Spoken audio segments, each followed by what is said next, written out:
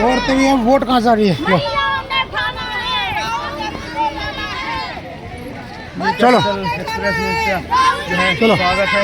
आज हम लाल किला मैदान में हैं। ये जो है कांग्रेस की जनसभा को लेकर के आंदोलन चल रहा है। यहाँ आपका कैपिटल न्यूज़ में स्वागत है। अपना नाम बताएंगे? मनी वर्मा। कहाँ से आना हुआ आपका? दिल्ली से ही हूँ मैं, दिल्ली प्रदेश महिला कांग्रेस से हूँ। ये कांग्रेस जनसभा के लिए क्या कहना चाह रहे हैं? देखिए आज मैसेज राहुल गांधी जी ने जो दिया है इस रैली महारैली को करके, ये मैसेज मोदी जी के लिए है। ये मैसेज मोदी जी के लिए एक चेतावनी है। इसको भले वो धमकी भी समझ सकते हैं, हम जनता की तरफ। क्यों?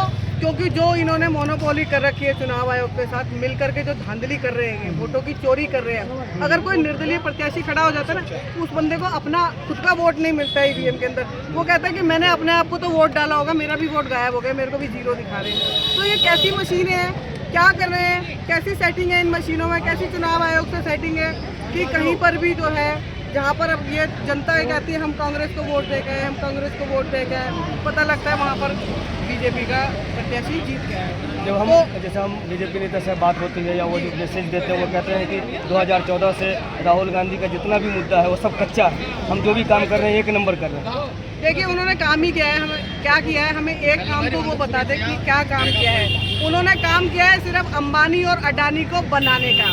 इसके अलावा उन्होंने कोई दूसरा काम नहीं किया है। देश के अंदर कॉर्पोरेट जो और भी जो लोग हैं कॉर्पोरेट के, वो मर चुके हैं। वो ये समझ लीजिए उनका व्यापार खत्म हो चुका है। जो छोटे उद्योग धंधे वाले हैं, जो छोटे रोजगार चलाते हैं, वो लोग बिल्कुल खत्म हो गए हैं। क्यों?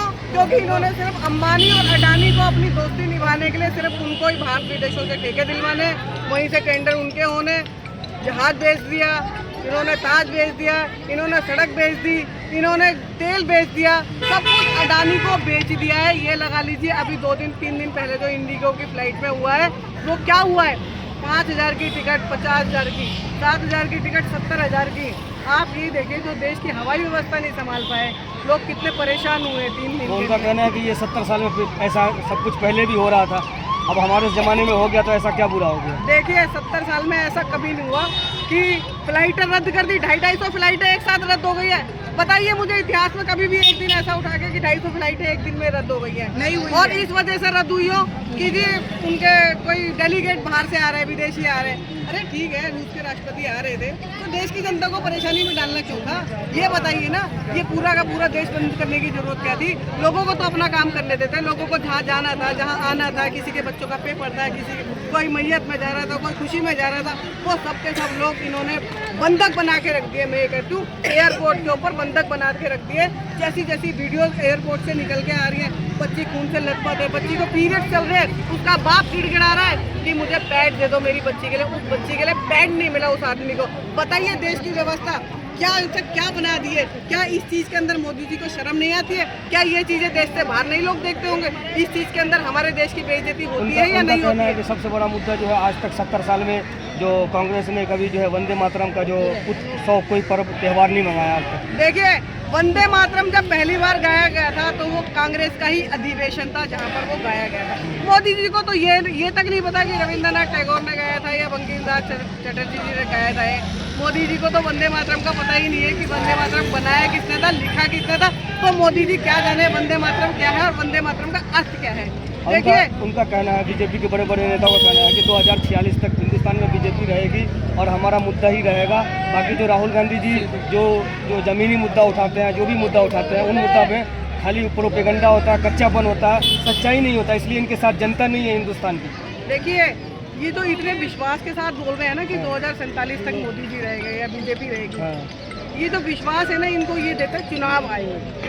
क्योंकि देखिए चुनाव आयोग का जो चुनाव आयुक्त होता है उसको जो नियुक्ति होती है, उसकी नियुक्ति में पहले क्या था, एक जज बैठता था, एक विपक्ष का आदमी बैठता था, एक सत्ता पक्ष का आदमी बैठता था। आज इन्होंने क्या करा है कि सत्ता पक्ष के 2 आदमी बैठेंगे। मतलब कुल मिला के कहने का मतलब है 3 आदमी बैठेंगे, दोनों अगर 2 की वोट आ गई है तो चुनाव आयुक्त उसे ही घोषित कर दिया जाएगा। अब जब 2 आदमी सत्ता पक्ष पे बैठेंगे तो चुनाव आयुक्त भी उनके पक्ष का ही बैठेगा ना, तो चुनाव आयुक्त भी वही करेगा ना जो सत्ता पक्ष के लोग कहेंगे। इन्होंने इतनी धांधली कर रखी इस चीज़ के अंदर, चुनाव आयुक्त की नियुक्ति के अंदर भी धांधली है, हर चीज़ के अंदर धांधली है।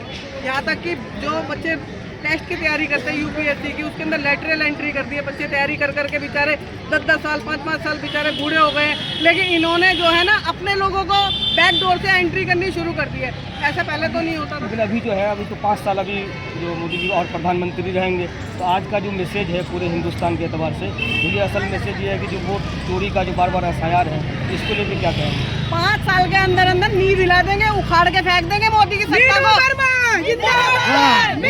अभी आप सुन रहे थे, ये हमारे कैपिटल न्यूज पर रामलीला मैदान की पूरी रिपोर्ट। अब इसके बाद आपका कैमरामैन सुभान और बात को पूरा करते हैं। इनकलाब जिंदाबाद। 4 को लेकर